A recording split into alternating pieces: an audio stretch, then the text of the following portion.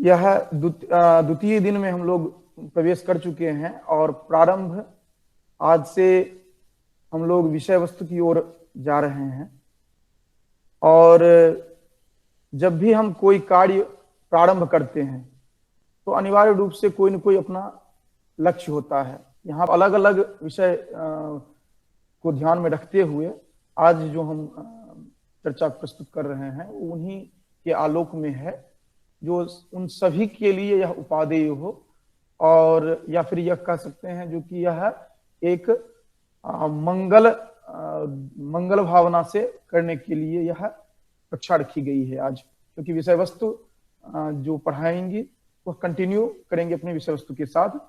हम यहाँ पर केवल एक शिव संकल्प सूक्त को लेकर के प्रस्तुत हैं, जिसमें कि हम चर्चा मुख्य रूप से शिव संकल्प सूक्त के साथ साथ हमें किस तरह आगे का अध्ययन अध्यापन को रखना है, न केवल यूजीसी के लिए अपितु कोई भी आपका लक्ष्य है उस संदर्भ में कैसे रखना है उसे हम देखने के लिए यहाँ पर प्रस्तुत हैं। तो आज जो कक्षा का प्रारंभ हम कर रहे हैं इसमें सबसे पहले जो जिस उद्देश्य से यहाँ पर जुड़े हुए हैं उस उद्देश्य को पहचान कर अपनी पहचान आप करेंगे, और यह बात ध्यान रखेंगे कि यहाँ पर सिर्फ आपको एक प्रेरक के रूप में हम लोग मिलेंगे। यहाँ पर आने से आप उस लक्ष्य को प्राप्त कर लेंगे ऐसी बात नहीं है, जब तक कि आप स्वयं इसके लिए कटिबद्ध नहीं होंगे। तो आप एक लक्ष्य भेदक के रूप में आप हैं, यह आपको अपने आप में इसकी जानकारी रहनी चाहिए और ये हर क्षण रहनी चाहिए।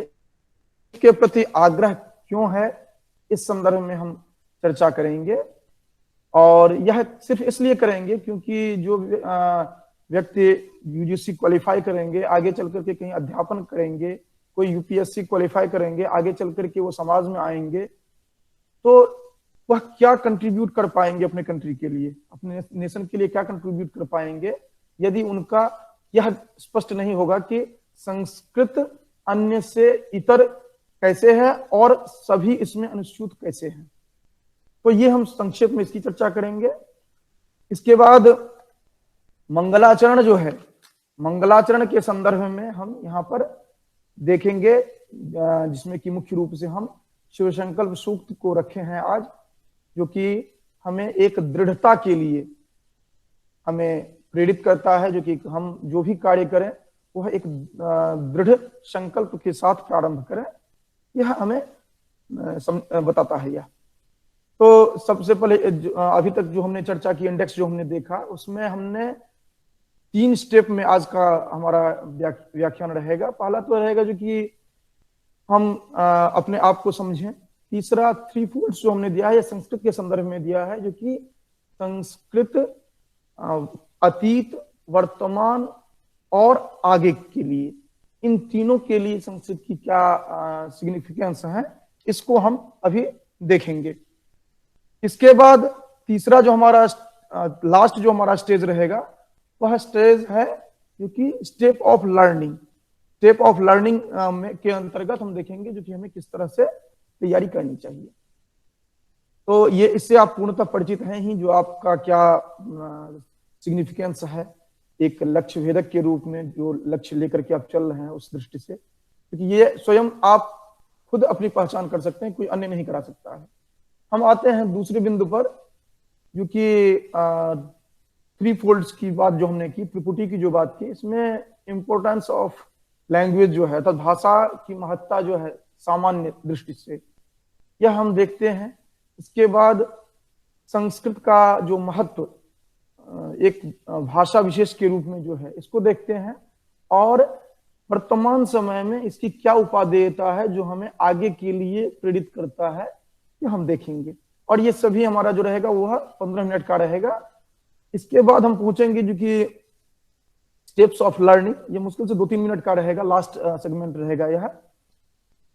अब हम एक एक करके 3 सेक्शन रखे हैं, यह 15 मिनट का जो हमारा रहेगा, इसमें 3 सेक्शन रखे हैं, जिसमें कि importance of language in general, अर्थात सामान्य रूप से भाषा का क्या महत्व है, इस दृष्टि से हम चर्चा करेंगे। इसके बाद विशेष रूप से संस्कृत को हम देखेंगे, क्योंकि भाषा के संदर्भ में अगर हम चर्चा कर रहे हैं तो संस्कृत का क्या महत्व है। उसके बाद हम देखेंगे जो कि इस वर्तमान समय में, क्योंकि जब आप चर्चा करते हैं कि संस्कृत आज क्यों, अगर ये चर्चा हम करते हैं तो उस दृष्टि से हम देखेंगे। अब सबसे पहले आते हैं जो कि भाषा को अगर सामान्य रूप से देखा जाए तो यह सबसे आश्चर्यपरक हमें दिखता है, क्योंकि यही एक ऐसी उपलब्धि है मानवीय मेधा की जिसके आधार पर यह संसार उसके लिए संसार हो पाता है। मतलब वह, अगर आप किसी भी वस्तु की कल्पना करते हैं, कुछ भी कल्पना करते हैं, तो वह भाषा में ही आपको करनी होती है। और यही कारण है कि जो हमें यह प्राप्त होता है हमारे मनीषियों के द्वारा, क्योंकि वह कहते हैं जो अगर भाषा न रहे तो यह संसार जो है वह हमें दृष्टिगत नहीं हो पाएगा, अर्थात वह अंधकार व्याप्त रहेगा। क्यों अंधकार व्याप्त रहेगा? एक क्षण के लिए आप कल्पना कर लीजिए कि आपके पास आप कोई भी भाषा नहीं जानते हैं, भावनाओं को, अपने आप जो चाह रहे हैं, आपकी इच्छा जो है, या फिर जो आप देखना चाह रहे हैं, उन सब में से किसी को भी एक्सप्रेस नहीं कर पाएंगे, उनको अभिव्यक्त नहीं कर पाएंगे, उनको समझ नहीं पाएंगे, और वह शून्य हो जाएगा। यदि आप हमारे समक्ष रहेंगे फिर भी हम दोनों एक दूसरे से संवाद स्थापित नहीं कर पाएंगे, एक दूसरे को समझ नहीं पाएंगे। सामने में हम कहते हैं यह कंप्यूटर है, यह मोबाइल है, यह केवल और केवल भाषा के कारण ही हम कह पाते हैं। तो यह जो कहा गया है, इसको फिर आगे बढ़कर के हम संस्कृत के संदर्भ में हम देखते हैं विशेष रूप से, तो वहां पर यही भाषा आचार्य दंडी कहते हैं जो कि दैवी वाक है। और दैवी वाक जब कहते हैं तो सामान्य व्याख्यायित करते हैं और कहते हैं जो कि यह देवताओं की भाषा आदि आदि। हम वहां पर नहीं जा रहे हैं, यहाँ पर फिर दैवी वाक का अभिप्राय उसी से है जिससे कि वह हमारे में स्फुरण ला पाता है, हम संसार को समझ पाते हैं, अपने आप को अभिव्यक्त कर पाते हैं। तो इस दृष्टि से अब यहाँ पर संस्कृत के लिए ही ऐसा क्यों कहा गया है, इसके लिए हम आगे चर्चा जो कर रहे हैं विशेष रूप से संस्कृत के, तो वहां पर देखेंगे। इसके बाद हम जब प्रथमतः संस्कृत पद को, क्योंकि अब हम संस्कृत भाषा में विशेष रूप से अब संस्कृत के संदर्भ में चर्चा करने के लिए जा रहे हैं, तो भाषा के रूप में संस्कृत को हम देखते हैं सुंदरकांड में, संदर्भ के रूप में हम देखते हैं वहां पर, जहां पर कि संस्कृत को भाषा के रूप में बताया गया है। यद्यपि संस्कृत की चर्चा आप निरंतर देखते आ रहे हैं वैदिक काल से, लेकिन अगर भाषा के रूप में अगर चर्चा किया जाए तो हम प्रथमतः हम सुंदरकांड में देखते हैं, जहां पर हनुमान जी और सीता का संवाद वहां पर हो रहा है, उस संदर्भ में हम देखते हैं। यहाँ पर हम विस्तार में नहीं जाते हैं क्योंकि हमारे लिए टाइम फिक्स है, इस कारण से हम नहीं इस पर चर्चा कर रहे हैं विस्तार में। अब आगे हम देखते हैं जो कि भाषा के रूप में संस्कृत विशेष को देखना है अभी। तो अब इसका महत्व अगर हम देखें, संस्कृत का महत्व किस दृष्टि से रहा है, तो एक जो हमारे पास निधि है वह महत्व का विषय रहा। दूसरा है जो कि इस निधि को आधार मान करके अन्य विद्वानों ने जो कार्य किया वह महत्वपूर्ण है हमारे लिए।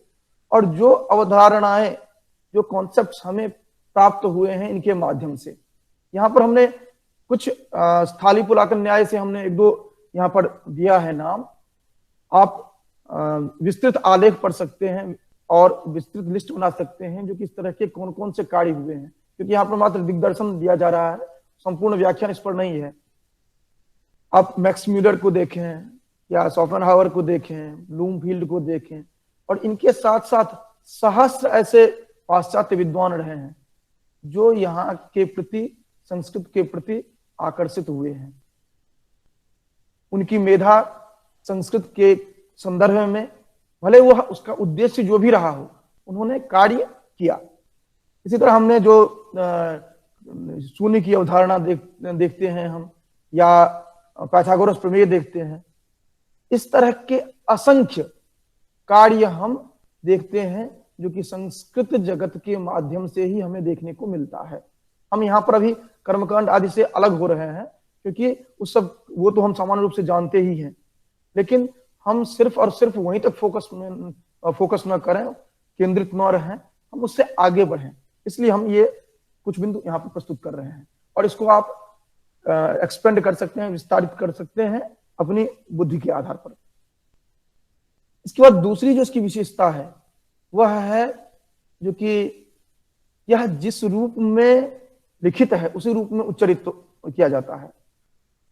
यह वैशिष्ट्य इसका जो है, इसकी भी व्याख्याएं अलग अलग तरह से की जाती है, और हम जब किसी भाषा से इसकी तुलना करते हैं, तब जाकर के हम कहते हैं जो कि ये भाषा अन्य भाषा से इस तरह बेहतर है, इसी से सब उत्पन्न हुए हैं। हम वहां पर नहीं जा रहे हैं। हम यह यहाँ पर कहना चाह रहे हैं कि इसका भाषा वैज्ञानिक महत्ता जो इसकी है, उसमें हम ये देखते हैं कि जिस रूप में यह लिखा जाता है उस रूप में उच्चरित होता है। और वह किस कारण से ऐसा होता है? जब आप पहुंचेंगे पाणिनि व्याकरण में, वहां पर जब देखेंगे जो कि वर्ण के अलग अलग भेदों को देखेंगे, जहां पर आप स्वयं पढ़े होंगे, वहां पर देखिए अ ई ऊड़ी लृ जो होंगे, इनके जो अ ई ऊड़ी जो होंगे, इनके 18 भेद, या ए ऐ ओ ओ आदि जो हैं, इनके जो 12 भेद, कुल मिलाकर 30 भेद जो देखेंगे। और इस तरह जो आगे आप देखते हैं, उनका मैन्युटली जो अध्ययन किया गया है। इस दृष्टि से यहाँ पर यह है जो कि यह जैसे लिखा जाता है वैसे उच्चरित किया जाता है, और यह एक बहुत बड़ी विशेषता है। दूसरी है इलास्टिसिटी। इलास्टिसिटी यह है कि यद्यपि वहां पर जैसे प्रस्तुत किया जाता है वैसे ही उच्चरित होता है, लेकिन व्याकरण के नियम कुछ इस तरह के हैं जो कि वहां पर बहुत ही स्ट्रिक्ट नहीं है। स्ट्रिक्ट इस दृष्टि से नहीं है कि आपको समझने में या अभिव्यक्ति में समस्या हो। और आप देखते होंगे जो कि इसके लिए बहुत अच्छा सा उदाहरण दिया जाता है, जो कि रामः ग्रंथम पठति रामः पठति ग्रंथम रामः, या ग्रंथम रामः पठति। इस तरह करके आप सेंटेंस स्ट्रक्चर के प्रति रिजिड न होते हुए आप अभिव्यक्त कर पाते हैं। ये इलास्टिसिटी भी इसकी एक महत्ता है। इसके बाद हम देखते हैं, नेक्स्ट देखते हैं जो इसकी महत्ता को, वह है एब्रिविएशन, जिसको कि आप सामान्य रूप से संस्कृत की भाषा में कहते हैं आप प्रत्याहार। प्रत्याहार का जो कॉन्सेप्ट वहां पर देखते हैं, यह बहुत ही महत्वपूर्ण है। जब आप पाणिनि व्याकरण को देखना प्रारंभ करेंगे तो नंदकेश्वर की जो वह कारिका है, नृत्यावसानी नटराज राजो, वहां से आप प्रारंभ करते हैं। डमरू के जो वह निनाद से जो 14 ध्वनि आप वहां पर देखते हैं, जिसे माहेश्वर सूत्र के रूप में आप जानते हैं, उसी के आधार पर आप 42 और 43 आप बनाते हैं प्रत्याहार, जिसे कि एब्रिविएशन के रूप में हम देखते हैं। और इसी एब्रिविएशन के आधार पर, संक्षिप्तीकरण के आधार पर आप संपूर्ण सूत्रों को व्याख्यायित कर पाते हैं। अगर वह नहीं समझ पाए आप, तो आप सूत्रों को व्याख्यायित नहीं कर पाएंगे। और सूत्र पर जब आप पहुंचते हैं तो आप देखते हैं जो कि सूत्र की परिभाषा जिस तरह से दी गई है, अल्पाक्षरम असंदिग्धम सारवत विस्तुमुखम, वहां पर आप स्वयं देखते हैं क्योंकि वह इस तरह कंसाइज फॉर्म में दिया गया है जहां पर कहीं भी समस्या आती ही नहीं है, कहीं भी एम्बिग्यूटी नहीं आती है। और यही विशेषता है जिसके कारण से हम इसको कंप्यूटर फ्रेंडली लैंग्वेज कहते हैं। और इसके अतिरिक्त और अन्य बातें जो है वह छंद के संदर्भ में या अन्य संदर्भ में है, लेकिन मुख्य रूप से जो बातें आती है जब हम कंप्यूटर फ्रेंडली कहते हैं तो इस दृष्टि से कहते हैं। वो भाषा स्ट्रक्चर के आधार पर, भाषा संरचना के आधार पर, व्याकरण संरचना के आधार पर कहते हैं। उसके बाद देव भाषा की चर्चा हमने पहले की है, इसलिए हम यहाँ पर चर्चा नहीं कर रहे हैं। उसके बाद यही इसी भाषा में दुनिया का सबसे महत्वपूर्ण और प्राचीनतम हमें रिकॉर्ड अवेलेबल है, उपलब्ध है। इस दृष्टि से यह भाषा महनीय मानी गई है। इसके बाद कुछ ऐसे इसमें ग्रंथ हैं जो सभी धर्मों के लिए, सभी संप्रदायों में समान रूप से समादृत हैं। वह अपने आध्यात्मिक दृष्टि मात्र से नहीं, वह प्रबंधन की दृष्टि से हो या अन्य जिस संदर्भ में आप चिंतन करेंगे। और अगर आप सर्वे देखें तो दुनिया की द्वितीय यह एक ग्रंथ है जो सबसे अधिक प्रचलित है और सबसे अधिक समादृत हो सके हैं। क्योंकि इससे पहले आप देखेंगे जो कि आप बाइबिल का संदर्भ मिलता है जो कि वह नंबर 1 पर है, लेकिन वह धर्म विशेष से संदर्भित है। यह धर्म विशेष से न होकर के यह मानव जीवन दर्शन के रूप में इसको हम देखते हैं। तो इस दृष्टि से आप इसकी महत्ता देख सकते हैं। और हर एक स्लाइड जो है अपने आप में एक विस्तृत व्याख्यान है, उस पर हम नहीं जा रहे हैं। उसके बाद हम देख रहे हैं जो कि हम एक बहुत ही रफ तरीके से चर्चा करते हैं जो कि ये सभी भाषाओं की जननी है। ये थोड़ा अतिशयोक्ति हो जाती है इस तरह की उक्ति, हम उस पर नहीं जा रहे हैं। हम चर्चा कर रहे हैं जो कि भारतीय जितनी भी भाषाएं हैं वह कमोवेश इस भाषा से प्रभावित रही है। वह वैदिक संस्कृत की बात करें, कालांतर में आप लौकिक संस्कृत की बात करते हैं, उनसे प्रभावित रहे हैं। चाहे जो भी आप भाषा ले लें, अगर पाश्चात्य भाषाओं में जाएंगे आप तो वहां पर भी बहुत सारे भाषाएं हैं जो कहीं न कहीं प्रभावित रही हैं। हाँ, यहाँ पर ये चर्चा करना जो नहीं, ये एज इट इज ऐसे शब्द ले लिए गए हैं, यह हमारे तुच्छ मानसिकता को दिखाएगा। हमें इस तरह की चर्चा नहीं करनी चाहिए। बहुत सारे शब्द हम संस्कृत अंग्रेजी से भी लिए हैं। आप देखते होंगे कंप्यूटरीकृत कार्यालय मोटे अक्षरों में लिखा होता है रेलवे स्टेशन पर। तो ये इस तरह की बातें हम नहीं करें जिससे कि किसी की भावना को ठेस पहुंचे। आप अपनी बात को अभिव्यक्त करें, ये बहुत बड़ी बात होती है। तो भारतीय भाषाएं और अन्य जो भाषा परिवार हैं उनकी वो भाषाएं यहाँ पर आप देखेंगे जो प्रभावित हैं। यहाँ पर हमने हिंदी वर्ड नेट जो IIT बॉम्बे के द्वारा डेवलप किया गया है, विकसित की गई है, इसको आप मैंने उदाहरण के रूप में यहाँ पर दिखाया। क्योंकि यहाँ पर जब जाएंगे तो जितनी भी भारतीय भाषाएं हैं, मुख्य रूप से 22-23 भाषाएं, एक शब्द आप देंगे यहाँ पर इनपुट के रूप में देंगे तो आप देखेंगे जो अन्य जितने भी भाषाएं हैं उन भाषाओं में उनके पर्याय दिखाएंगे और उन स्क्रिप्ट्स में दिखाएंगे। तो वहां पर आपको कंपेयर करने में, तुलना करने में आसानी रहेगी, जो कि हम जो ये बात कह रहे हैं वो कैसे पुष्ट होता है वहां पर आप देख पाएंगे।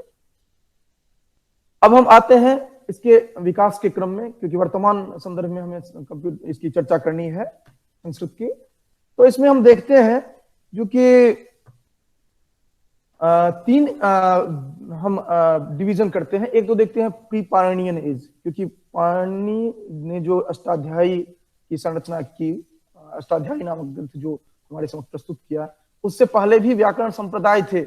इस कारण से हम प्री पाणिनियन की चर्चा हम यहाँ पर कर रहे हैं, क्योंकि 8 जो शाब्दिक की बात करते हैं वो। इसके बाद पाणिनियन पर्सपेक्टिव जो है ये हम देखते हैं। उसके बाद हम फिलॉसफी ऑफ लैंग्वेज, उस पर हम आगे बढ़ते हैं। इसके बाद हम धीरे धीरे आ जाते हैं जो कि जो हमारे जो अन्य जो चर्चा है वर्तमान समय में जो महत्ता है संस्कृत की, वो हम देखते हैं। तो मुख्य रूप से जो संपूर्ण विश्व में संस्कृत की महत्ता आप देखते हैं, संपूर्ण विश्व जहां भी आप चर्चा करेंगे संस्कृत को लेकर, वहां पर भाषा विज्ञान को लेकर के, आपके आध्यात्मिक प्रवृत्ति को लेकर के, इसके साथ साथ जो ज्योतिष है, एस्ट्रोलॉजी और एस्ट्रोनॉमी, विशेष रूप से आप मैथमेटिक्स की बात जो करते हैं उसको लेकर के, वैदिक जो इकोलॉजी है, वैदिक जो मैनेजमेंट है, इन सब को लेकर के ये बहुत सारे कॉन्सेप्ट्स हैं जिसको लेकर के पाश्चात्य जगत में अनुसंधान हो रहे हैं। और वो अगर आपसे इंटरेक्ट करते हैं तो उसी को लेकर करते हैं। आयुर्वेद हो गया, बहुत इस तरह के हैं। इसकी चर्चा भी हम आगामी स्लाइड्स में कर रहे हैं थोड़ा बहुत।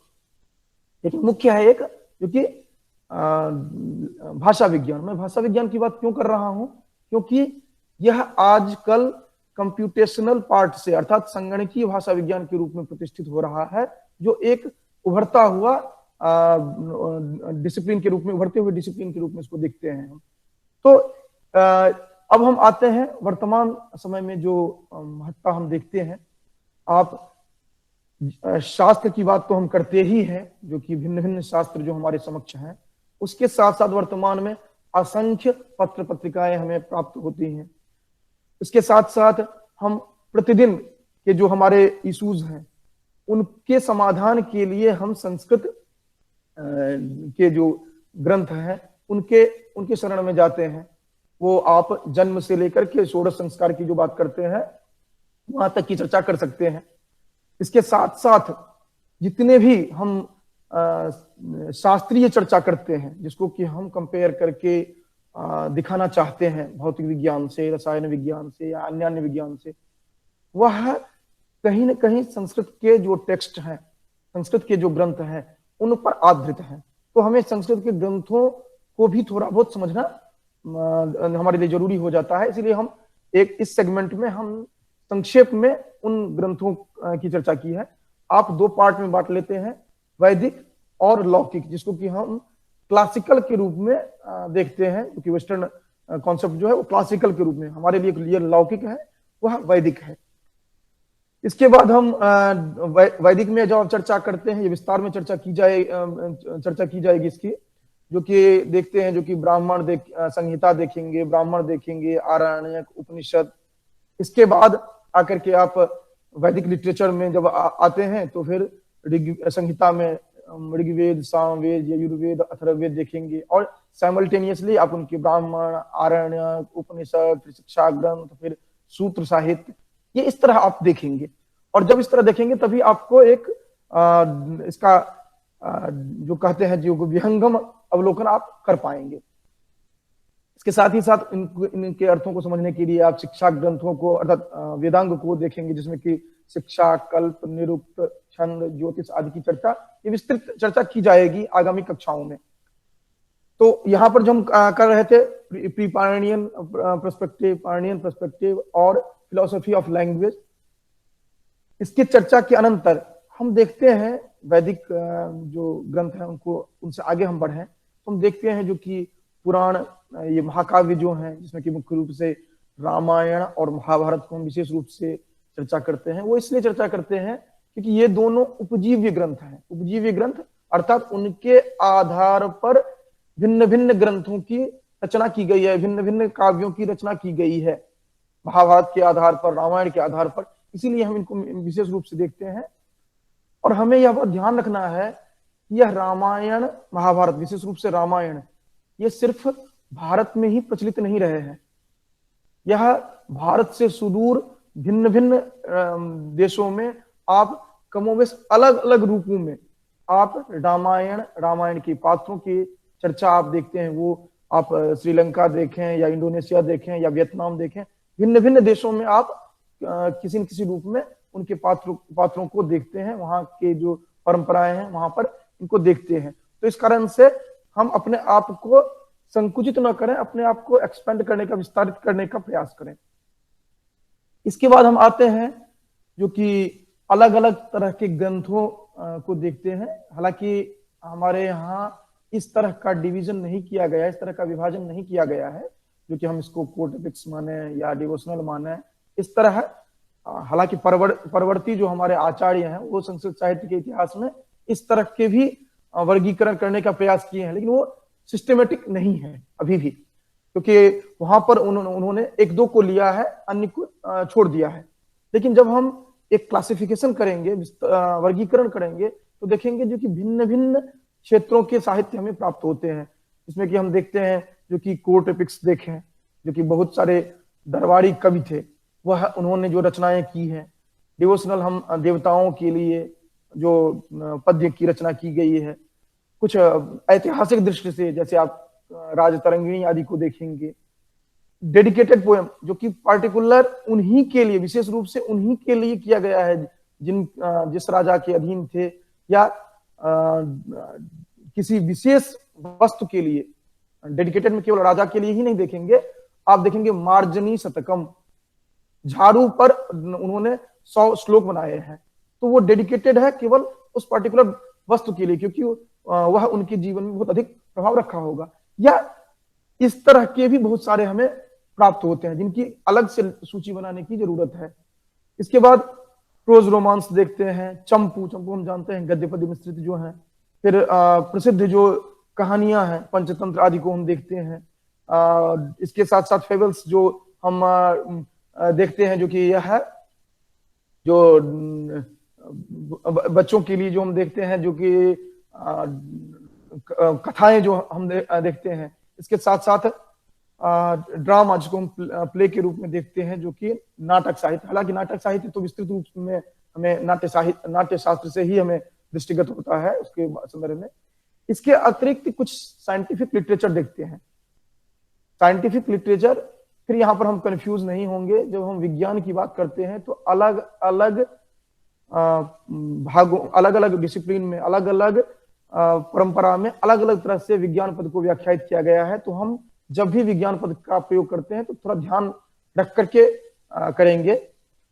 यहां पर जो हम चर्चा कर रहे हैं वह है जो कि क्रमबद्ध, जो आज के जीवन यापन के लिए, आप आज के जीवन को सुव्यवस्थित करने के लिए और भविष्य को उपाधि के जीवन को संवारने के लिए जिन जिन ग्रंथों की रचना की गई है एक क्रमबद्ध रूप से, उनको उनकी लिस्टिंग की गई है। जैसे कि म्यूजिक के संदर्भ में देखिए, संगीत के संदर्भ में, काम शास्त्र के संदर्भ में, छंद के संदर्भ में, इसके साथ साथ शब्दकोश के संदर्भ में। शब्दकोश के संदर्भ में जहां पर आप देखेंगे जो कि वो कोशों की सूची बनाए हैं, जो एकाक्षरी कोश है, कुछ इस तरह के हैं जो कि बाइलिंगुअल कोश है, अलग अलग ये संस्थान से प्रकाशित है ग्रंथ। ये बहुत ही अच्छा उन्होंने डिवीजन किया है। उसके बाद आप व्याकरण दर्शन के संदर्भ में बात करेंगे, प्राकृत के संदर्भ में चर्चा करेंगे, एस्ट्रोलॉजी एस्ट्रोनॉमी के संदर्भ में चर्चा करते हैं, मैथमेटिक्स वैदिक मैथमेटिक्स जो है इसके संदर्भ में चर्चा करते हैं। फिर कोड ऑफ कंडक्ट जो है हमारा, जैसे आप देखते हैं व्यवहाराध्याय पढ़ेंगे आप यहाँ पर याज्ञवल्क्य स्मृति में, या अर्थशास्त्र में कुछ सेगमेंट्स पढ़ेंगे आप।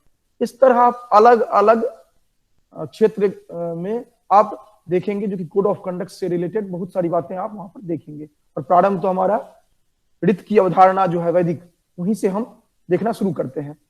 इसके बाद इंडियन मेडिसिन, आयुर्वेद के संदर्भ में देखेंगे, जो कि बहुत सारे यूनिवर्सिटीज में यह एक पृथक विभाग के रूप में ही है। इसके बाद आप देखेंगे जो कि एडमिनिस्ट्रेशन से संदर्भ में जो कौटिल्य का अर्थशास्त्र आप देखेंगे, या बहुत सारी जानकारियां मिलेगी। जैसे कि आप किरातार्जुनीयम देखेंगे, हालांकि किरातार्जुनीयम को उस कैटेगरी में नहीं रख रहे हैं, कौटिल्य का अर्थशास्त्र आदि इस तरह देखते हैं। इसके बाद युद्ध शास्त्र से संदर्भित आपको अगर ध्यान हो, जो कि चौहान जो हमारे ऐतिहासिक राजा थे, उनको आप देखेंगे जो कि वहां पर जो चर्चा की जाती है, जो कि मच्छुको चौहान, वो जो आप संदर्भ देखेंगे तो आपको समझ में आएगा जो कि कितना उन्नत रहा है युद्ध शास्त्र। अब फिर मैं यहाँ पर एक बात कहना चाहूंगा, क्योंकि कभी भी चर्चा करें तो वाइज होकर के चर्चा ना करें, क्योंकि पहले से अपने मन में अवधारणा इस तरह बना करके जो कि यही बेहतर था और कुछ नहीं था, ऐसे ना करें। क्योंकि वर्तमान समय में जो युद्ध विद्या है उसका अलग इंपॉर्टेंस है, पहले जो युद्ध विद्या थी वो उसका अलग महत्व रहा है। तो इस तरह अलग अलग संदर्भ में आप अलग अलग तरह से आप देखते हैं। तो ये नहीं करें जो कि ये तो सब कुछ हमारे पास पहले से ही अवेलेबल था, पहले से ही उपलब्ध था, ऐसी बात नहीं है। उस समय में जो युद्ध विद्या थी वह उस समय के देश काल परिस्थिति के अनुसार, आज जो है आज भिन्न रूप से देश काल परिस्थिति के अनुसार है। तो आप उस दृष्टि से चर्चा करें, कहीं भी वाइज्ड नहीं होना चाहिए। वाइज्ड होंगे तो फिर आप कहीं ना कहीं समस्या में आएंगे। इसके बाद आप देखते हैं जो कि आर्किटेक्ट, और ये एक बहुत बड़ा उभरता हुआ क्षेत्र है। आर्किटेक्ट जो है यह मूल रूप से प्राचीन इतिहास के का अध्ययन जब करते हैं ग्रेजुएशन में, वहां से आप प्रारंभ करते हैं और आगे विस्तृत अध्ययन इसका करते हैं, और यह रोजगार की दृष्टि से भी उतना ही महत्वपूर्ण यह रह जाता है। एक महत्वपूर्ण पार्ट है जो कि फिगर ऑफ स्पीच। जब आप रस छंद अलंकार की बात करते हैं, तो यहाँ पर अलंकार अलंकार की बात हम केवल चर्चा कर रहे हैं, जो कि अगर शास्त्र आप पढ़ेंगे, अगर अलंकार की जानकारी आपको नहीं है तो फिर आपको समस्या, अर्थात जिसका यह पार्ट है वो है एस्थेटिक्स, सौंदर्य शास्त्र। हालांकि यह पाश्चात्य परंपरा में अलग तरह से इसको व्याख्यात किया जाता है। भारतीय परंपरा में मुख्य रूप से रस छंद अलंकार की जब आप बात करते हैं तो आप भारतीय सौंदर्य शास्त्र के रूप में पृथक डिसिप्लिन देखते हैं, पृथक एक प्रविधि परंपरा देखते हैं। इसके बाद आप जो एक बहुत ही महत्वपूर्ण विषय हो जाता है, जब आप भारतीय यह विश्वविद्यालयों से अलग होकर पाश्चात्य की तरफ बढ़ते हैं, वहां पर आप देखते हैं जो कि वह संस्कृत को भी इंडोलॉजी के रूप में वह देखते हैं, और मुख्य रूप से जो आपको समादृत किया जाता है वह दर्शन को लेकर के। और आप जो भी यहाँ पर आपके पास उपलब्ध है दर्शन परंपरा, वो दर्शन परंपरा तुलनात्मक रूप से अगर आप पढ़ते हैं तो वह अनिवार्य रूप से आप बेहतर स्थिति में रहेंगे और पाश्चात्य परंपरा के अनुरूप रहेंगे। तो हम ये नहीं कह रहे हैं कि आप भारतीय परंपरा को छोड़ करके काम करिए, लेकिन भारतीय परंपरा के साथ साथ आप पाश्चात्य परंपरा को भी समझिए, क्योंकि अपने आप को अगर एक विशेष आयाम देना है तो नहीं, अगर आपको एक जगह स्थिर रहना है तो उसके लिए तो कोई समस्या नहीं है, लेकिन अगर आप आगे बढ़ना चाहते हैं या यहीं रह करके अगर आप जानकारी देना चाहते हैं बच्चों को, तो उसके लिए आवश्यक है जो कि आप पाश्चात्य दर्शन का भी अध्ययन करिए और भारतीय परंपरा का अध्ययन तो करिए ही करिए, वो तो आपका मूल है, उसको तो छोड़ने के लिए नहीं कहा जा रहा है। तो लेकिन उन विश्वविद्यालयों में जो समादृत होते हैं वह है जो कि फिलॉसफी अगर आपने पढ़ा है, दर्शन आपने पढ़ा है, तो वो महत्वपूर्ण होते हैं। इसमें कि हम कालांतर में आकर के भारतीय परंपरा को देखेंगे तो ये विस्तृत में ये यहाँ पर चर्चा की ही जाएगी अन्य कक्षाओं में, जो आस्तिक नास्तिक। लेकिन हम यहाँ पर एक बात को जोड़ना चाहते हैं कि यह आस्तिक नास्तिक का जो डिवीजन किया गया है, यह परवर्ती डिवीजन है, परवर्ती वर्गीकरण है। पहले अगर आप पूछे तो वहां पर आप देखेंगे 13वीं शताब्दी, जहां पर माधवाचार्य सर्वदर्शन संग्रह में 16 दर्शनों की चर्चा करते हैं, और अगर उनका आप प्रीफेस पढ़ें, जो प्राक कथन जो सर गंगानाथ झा के द्वारा दिया गया है, वहां आप पढ़ेंगे तो वो उन्होंने चर्चा की है कि इससे पहले और भी बहुत सारे संप्रदाय थे जो कि लुप्त हो गए, हमारे पास ये 16 बचे, आज हम इन्हीं को एडिट कर रहे हैं, इन्हीं का संपादन कर रहे हैं। और कालांतर में आकर के आप देख रहे हैं जो कि यह केवल 6 और 3 9 केवल देख रहे हैं आस्तिक नास्तिक के रूप में। तो इस पर हम चर्चा जो परवर्ती जो व्याख्यान होंगे उसमें किए जाएंगे। अब वर्तमान समय में जो इसका महत्व है, इसमें हमने जो अन्य शास्त्रों की चर्चा की है वह मुख्य रूप से हैं जो साइंटिफिक टेक्स्ट जो हैं, ये जितने भी हैं ये सभी हमारे लिए उपादेय हैं। यहाँ पर सभी को प्रस्तुत करना इस सीमित समय में संभव नहीं था, लेकिन जितने भी हैं उन सभी का अपना रेलेवेंस है, अपनी महत्ता है, उस हिसाब से हमें उसका अध्ययन करना चाहिए। लेकिन हम जब भी किसी भी ग्रंथ की चर्चा करें तो अनिवार्य रूप से अपने दृष्टि को व्यापक रखें, तब जाकर के चर्चा करें। जो भी आपको पहले बताया गया है वह ठीक है, उससे आगे बढ़ने का प्रयास करें। इसके साथ साथ भाषा के दृष्टि से अगर चर्चा करते हैं या अन्य अर्थात भाषा दर्शन की बात करें या अन्य जो हमने अभी चर्चा हमने प्रस्तुत की है, वह वर्तमान समय में बहुत ही उपादेय है और यह आपको एक नया आयाम दे सकता है। सबसे महत्वपूर्ण बात जो है जिसको लेकर के पाश्चात्य भी आकर्षित होते हैं, और हम आज तक कहते थे जो केवल पाश्चात्य जगत के लिए यह महत्वपूर्ण था यह बिंदु, लेकिन अब भारतीय समाज में भी इतना ही महत्वपूर्ण हो गया है, वह है क्योंकि मानसिक शांति, वह है मानसिक शांति ना। वह मानसिक शांति जो है वह अनिवार्य रूप से भारतीय परंपरा में भी उतना ही मानसिक शांति या फिर कहिए आत्मिक शांति, आत्मिक शांति जो है वह अनिवार्य रूप से भारतीय परंपरा के लिए भी उतना ही महत्वपूर्ण हो गया है, जिस कारण से हम आध्यात्मिकता की ओर जाते हैं। हम कहीं भी कितना भी आगे बढ़ जाए, फिर लौट करके हम पहुंचते हैं जो कि ये पंडित जी ये यज्ञ करवाएंगे जिससे कि यह मंगल होगा।